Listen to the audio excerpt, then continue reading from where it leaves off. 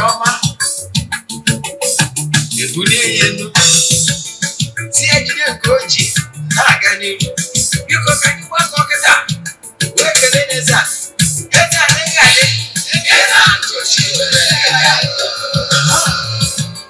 Eze-Ana ugochitubelu. Nwoke ọma na oraifite. Ị ga-adị.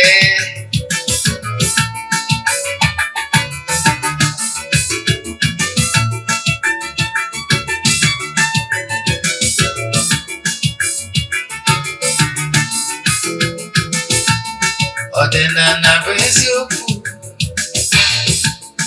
Ọdịnala bụ ụzọ ndụ. Ị ma na o nwere olu na-eti mkpu na-asị ụmụ Igbo chigharịa, ụmụ Igbo chigharịa. Kwa mbọsị ọ na-eti. N'ụtụtụ n'abalị ọ nọ na nkuzi. Eze-Ana, Eze-Ana ugochitubelu, onye ọma na oraifite, onye mgbasa ozi, ozi ọma ọdịnala gaba n'ihu. Eze-Ana ugochitubelu, onye ọma je eme ọnụ. Ọdịnala bụ ụzọ ndụ gaba n'ihu.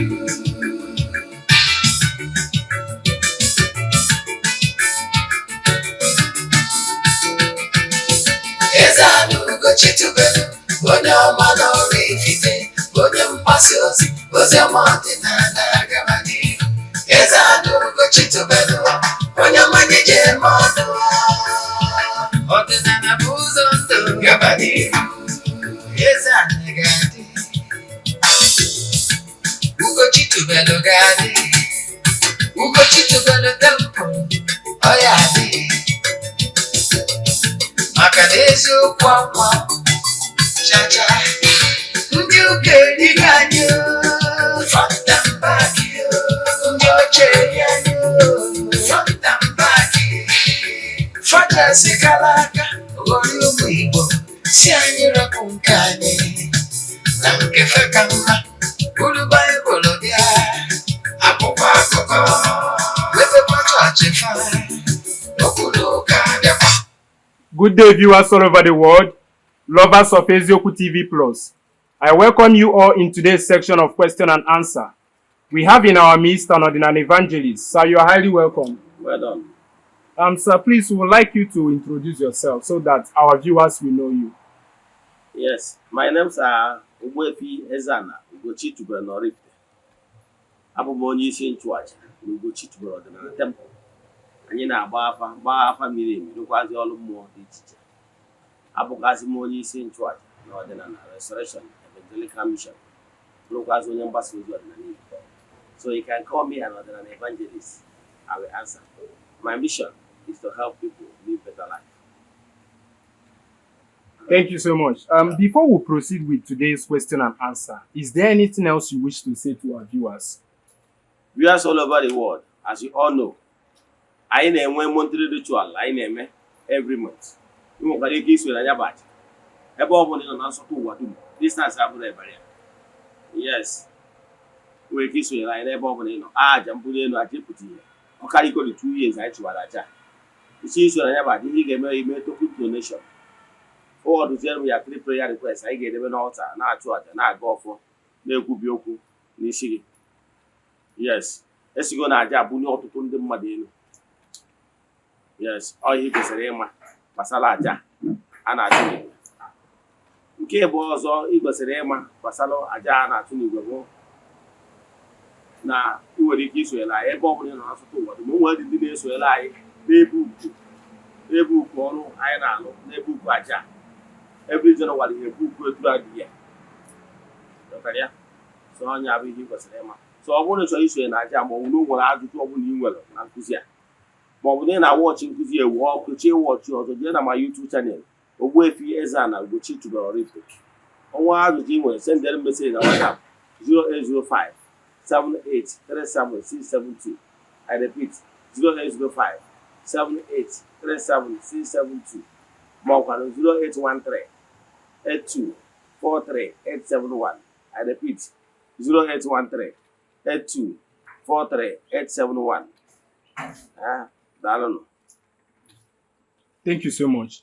Ka anyị gaba n'iru na ajụjụ anyị ji maka ịbịa. Nke izizi, who are the children of the temple? Thank you for that question.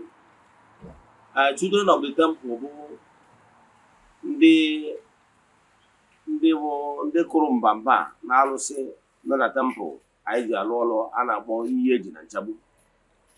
Yes, ndị niile kụrụ mbamba na ya bụ alụsị bụ nnukwu alụsị nwere nsọ, alụsị a na-akụ mbamba, alụsị na-achụ ndị amoosu na-apịawa ndị otu nzuzo azụ.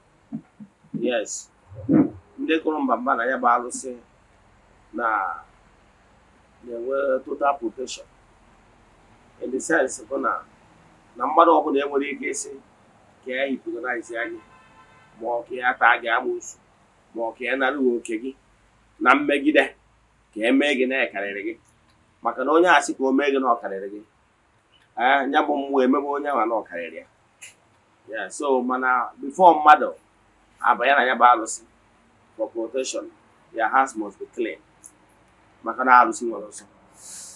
Nke mbụgoro bụ na ị ga-abụ onye na-asọ nsọ ana maka na alụsị ọdịnala.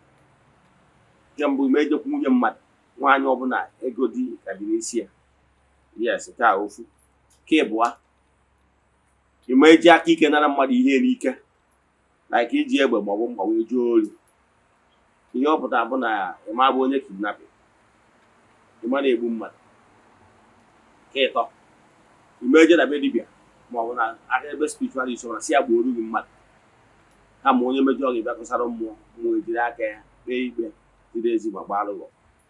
So nsọ ịta bụ compulsory na onye ọbụla chọrọ isonye maọbụ ịbụ child of the temple. Ihe ọ pụtara bụ na onye a ga na-ebenefit na aja na ọfọ anyị na-agọ na temple n'isi ndị niile bụ children of the temple. Ị nwekwara ike ịbanye na ya bụ alụsị ebe ọbụla ị nọ. So on the under the direct protection of alụsị na temple a na-akpọ ihe eji na nchegbu. Thank you so much. And the second question is, sorry, before nchefu, nke ọzọ si bụ na ndị nọ na child of the temple nwere festival a na-eme once in a year, annual festival, ụta mgbe arọ. Yes, na ụta mgbe arọ a bụ ndị niile bụ children of the temple na-abịa eriri ya bụ mmụọ ji every year. Yes, a na-abịa eriri eji. Ndị ahụ nwere ike ịbịa wurokwa, enwere ike ịbịa wuru esendịkwa ihe onyinye ihe ụta mgbe arọ ha. Anyị na-eme every year September. So nke this year wụkwa September 14. Atụrụ anya na onye ọbụla bụ child of the temple ga-abịa maka ya bụ mmemme eri ji September 14. Thank you. You're welcome, sir. The next question is, who are the friends of the temple? Thank you. Friends of the temple bụ ndị nọ under direct protection of mmụọ nọ na temple a na-akpọ otu Igbanijele.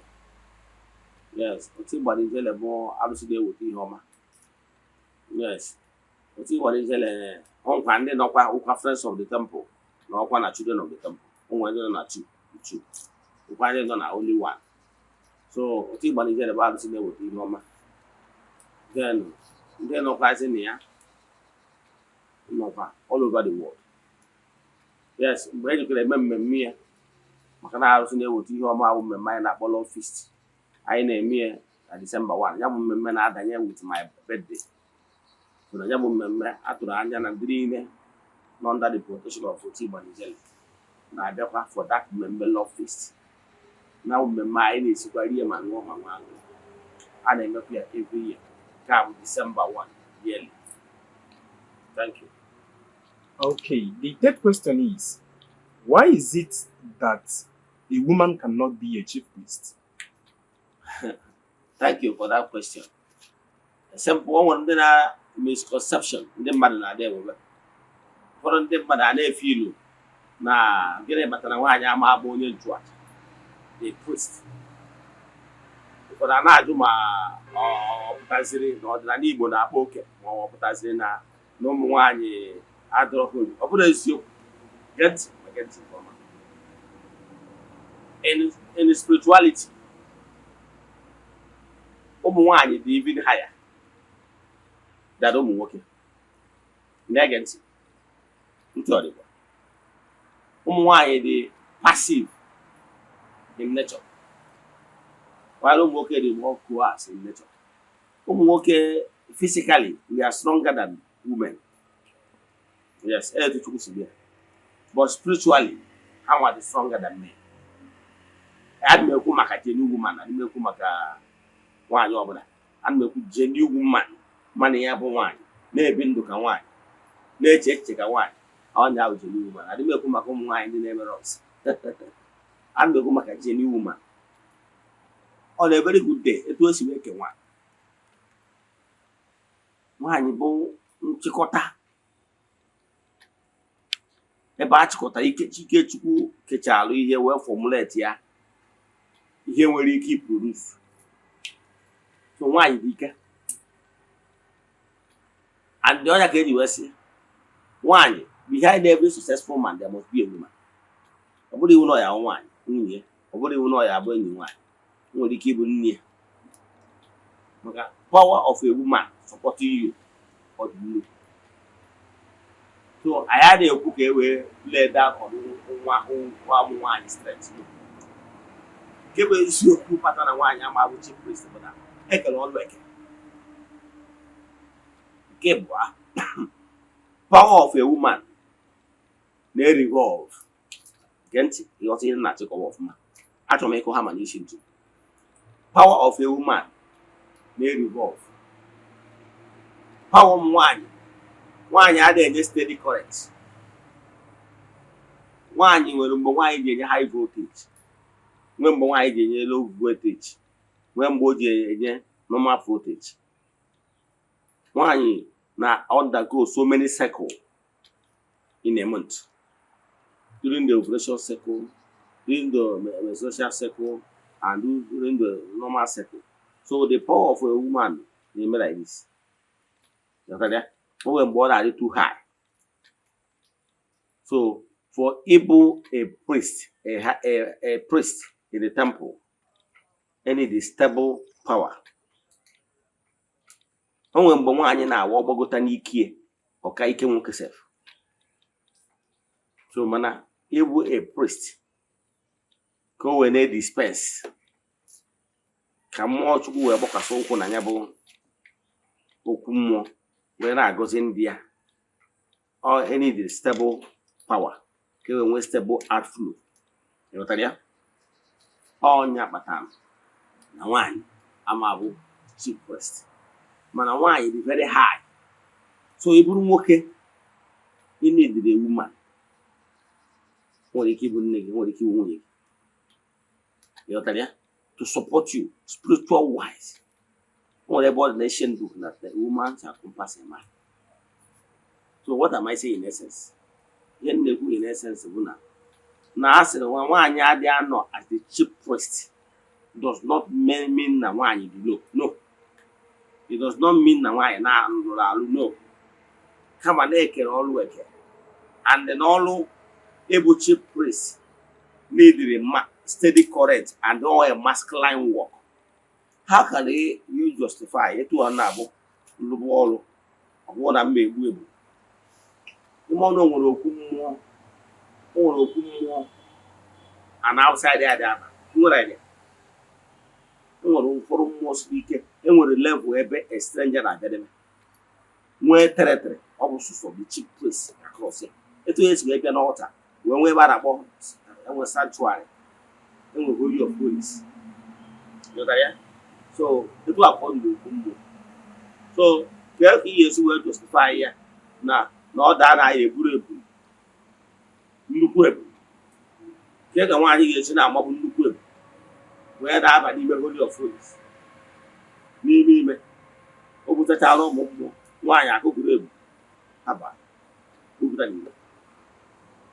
So ebe ọ na-ekele ọlụ ewu a priest needed a masculine strength.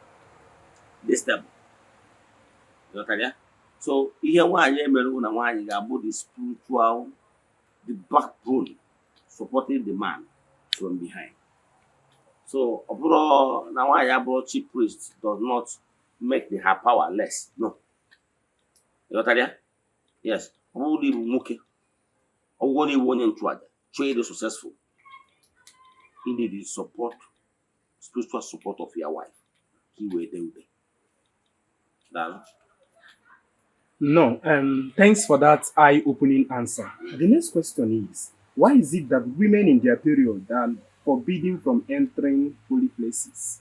Yes, ihe kpatara ya bụ na nwaanyị dịka m si okwu na mbụ, nwaanyị nwere oge nwaanyị ji enwe involving, oge nwaanyị ji eme transfiguration. Ama ka m esikwala gị ya, ana m achọ the right earthly words iji wee kọwara gị ihe nwaanyị na-revolve. Agwara gị na nwaanyị na-enwe revolving tuka etu okike nwaanyị si dị. Onwe oge nwaanyị na-enwe high voltage, pụtara ya. Mgbe ahụ nwaanyị na-enwe mgbanwe, ha na-enwe something dị omimi na-emenụ. Ọdụ ka transfiguration, ka m wetara transfiguration mat. Transfiguration ịlụtara mgbe Jizọs gbọrọ ụmụazị ya wee jere na Mountain Sinai. Yes, wee ruo ebe ahụ ewesị na eruru ebe ahụ ọ kpọ Peter, James and John. Eruo ebe a wee nwee transfiguration, wee sị na ihu ya wee gbanwee. Ha n'ezie ya afụ Moses na Elijah n'akụkụ ya. Nwere ihe na-aghọta. So oge transfiguration nwe oge mgbanwe, ihe ebube na-eme, ihe karịrị the beyond human comprehension na-eme. So at that particular time nwaanyị na-emezurate, ọ nọ na high voltage. Ị na-aghọta? Ọ nọ na high voltage. So for that reason, the power ya adịrọ stable. Not stable. Yes. So all because of the power ya at that particular time adịrọ stable. Na-enwere ihe mgbanwe na-emenụ.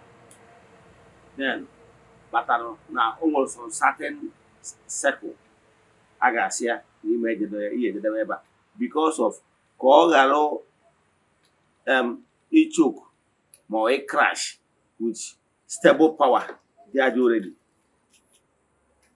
So because what she is passing through at that particular time is high voltage. It's very high. So therefore, Oma all go well with normal currency they stable. Now particular holy of holies. All the everywhere, even in Sabbath, even in some certain area. And got so many areas of that there are saying now women under menstruation should not pass this particular spot. So it's not in any way we believe to one.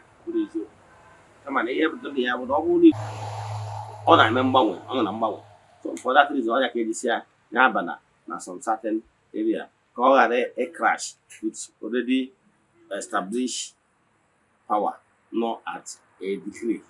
Thank you. All right, sir. The next question is, can you tell us more about Godian religion, sir? Okay, thank you. Godian religion, Ebidomi Godian religion many years ago. In fact, what will I say? Ebidomi Godian religion 2017. Yes. Godian religion. I took my time to study about Godian religion. Can you hear Godian religion?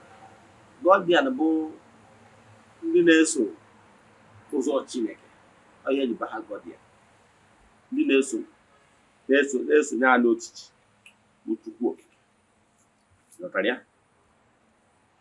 Naanị ihe o ji wee bụ religion bụ na according to Nigerian constitution, before mmadụ na-abụ na ịtọ na-agbakọ na-profess one belief in order not to be harassed or mmadụ ajụ unu kere ihe unu na-eme kere ọgbakọ unu dị ebe a unu ga-eme proper registration with federal government under religion. Ịghọtara ya? Maka na unu na-propagate faith. So onye kpatara eji wee register ya as religion. How when the federal government backing and recognition. If not, Igbo spirituality or way. Now, career battle our founding fathers. Then I had you a bido Godian religion. O called Eze-Ana. Here you a bido Ebona. For now, boy, you call for no. For now, boy, you call Eze-Ana. For now, boy, Godian religion. Man, I call on a body. Ihe niile abụ ihe eji mara ndị maka were ewu ma ewu ụdọ na were ụdọ ma ewu dị something. So ihe mere bụ na golden religion abụ ụka ọdịnala erejistara ya oge tere ezigbo akarị before the war. Mgbe ọ na-azabụ national church. Ihe ndị nna anyị ha ji wee hibie dịka mmadụ dịka Chifakwa na Ibiam, Abat Macaulay, Emaya Ọkpara ha, Dr. Nnamdi Azikiwe, isi iwu na Eze-Ana mma Archduke of the Golden Religion, onye Unubu, and so many, there are many. Ọ bụrụ na mbido kpọwa afọ ha tata ha dị many. This our elites wee sị na o kwesịrị na ha ga-ekpokọba bịakọta ọnụ bụ ndị niile sịrị enough is enough. And one thing is very unique about the Golden Religion. Mgbe ha bịa bidocha ya, most of their leaders, all, they began to reject English names. Mmadụ dịka Eze-Ana mma Uche Okafọ n'Unubu, afọ ya bụ Daniel, mana o reject Daniel. Uche Okafọ. Mmadụ dịka Dr. Nnamdi Azikiwe, nwere ike ịmara na afọ ya Benjamin. He rejected Benjamin over ahịa in protest. Ha dị many mbido gwụwa ihe dịka ma Emaya Ọkpara ha mbụ ọnụ ochike ha, they are English name, they rejected it in protest. Amen. In December 1948, enwere ndị a na-akpọ ndị coal miners, ndị be anyị, ndị na-egwu koolu n'Enugu. Ana m agwa gị bata eji wee fọm Golden Religion. O wee bụ na ndị a na-egwu koolu n'Enugu mechara wee sị ndị ahụ ndị colonial master na-achụ anyị achị anyị mgbe anyị marago na 1947 anyị nwebara independent that time. Ha wee protest ya na ọrụ ha na-arụ ije egwu koolu. Ịmara egwu koolu a na-atụ ọnụ n'ime ana ka a na-abanye. So enwelu ka risk dị ya dị too much. Ọ na-anọkọta mgbe ụfọdụ ana enwe ka anaghị esi wee eze ịghọtara ya, enwe casualty na-adị na job. Ha wee demand ya ka emere ha increase na ego a na-akwụ ha, stipends a na-akwụ ha salary. Ndị ọcha wee baa wee so onye nyere ha ọnụ so na usu enwere ọnụ onye si ha kwuo. Ha wee kwuo na ego a na-akwụ fadị agbaghị ego na a na-akwụ ha tadị ya agba n'aka na-agba n'ụkwụ the money enwere ihe ozu, and to compare risking na the job ịba n'ime a na-egwu a wee buru ebe ka obibi. Ha wee decide na ha ga-eme protest. Ndị ọcha wee gbaka ndị anya si onye gwara ha mee. Ịmara ọchịchị ha na-achị anyị mgbe ahụ ọchịchị aka ike. Ị na-eje kọtụ, onye nọ na kọtụ ọrụ kọtịma ọrụkwa onye ha chichara nwere kọtụ ị na-eje. So ha chịrị anyị ọchịchị aka ike. Ndị a wee je wee mee protest. Ịma na-eji ndị bu egbe na-agbawusi agbagburu many of them. Ịghọtara ya? N'ime na-agbawusi onye ha na-protest against the government of the day. That is the allegation eboro ha. Ịghọtara ya? So ihe ọ pụtara na ha bụ rebels. Ịma na ịpịa allegation adịghị apịa ahụ. Apịa ha allegation. N'ime na-apịaziri allegation ha nwazi ndị be anyị ndị isi ojii ọtụtụ n'ime ha obi adọrọ ha mma n'ihe mere. Then ha wee mee ihe meziri bụ ha wee kpọkuo ndị isi ụka nọ mgbe a ndị Roman Church, that is the Catholic Church now, ka ha bịa at least mass burial, ka ha bịa ka ụka ka enyi ya akwa aka Pilate. Ịma na-agwa na ụbọchị m kụziri gbasara Wake Up Africa wee sị na ndị anyarị ya mgbe ha na-abịa na Nigeria na be anyị na Igbo na Africa, they divided themselves into three. One nọ into governance, the second group nọ into business. Ndị nke a bụ ndị na-agba oru na-egoro ndị be anyị, mana ha agbara ndị be anyị oru wepụ 100 years. Ndị na-abịa egoro mmadụ na-agbara mgbere mmadụ egoro ndị be anyị ndị isi ojii eje obodo oyibo jee lee ha ma high amount. Ha ebe ha blue slave, ndị oru, ndị na-anwụ ụmụbọyị ndị ọcha, ụfọdụ a na-ahụ na plantain, rubber plantation.